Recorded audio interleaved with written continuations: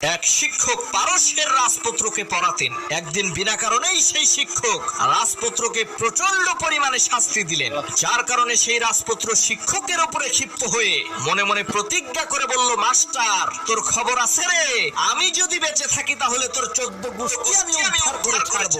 কিন্তু রাজনৈতিক কারণে সেই রাজপুত্র শিক্ষককে আক্রমণ করতে পারছিল না। হঠাৎ একদিন পারস্যের রাজা ইন্তেকাল করলেন। তখন ক্ষমতায় বসলো সেই রাজপুত্র। সে ক্ষমতায় বসতেই তার সেই শিক্ষককে রাজদরবারে ডেকে জিজ্ঞেস করলো, কি মাস্টার সাহেব, ওই দিন আমাকে বিনা কারণে এত শাস্তি দিয়েছিলেন কেন? তখন সেই শিক্ষক বলল, মহামান্বিত বাদশা, আমি জানতাম আপনি একদিন না একদিন এই পারস্যের রাজা হবেন, আর আপনি আপনার বাবার মতো মানুষকে বিনা কারণে শাস্তি দিবেন। তাই আমি আপনাকে শুধু বোঝাতে চেয়েছিলাম, কারো উপরে যদি জুলুম করা হয় সে কতটা কষ্ট পায়, এই কষ্টটা উপলব্ধি করে আপনি যদি মানুষের উপরে জুলুম নির্যাতন না করেন, মানুষকে যদি ভালোবাসেন।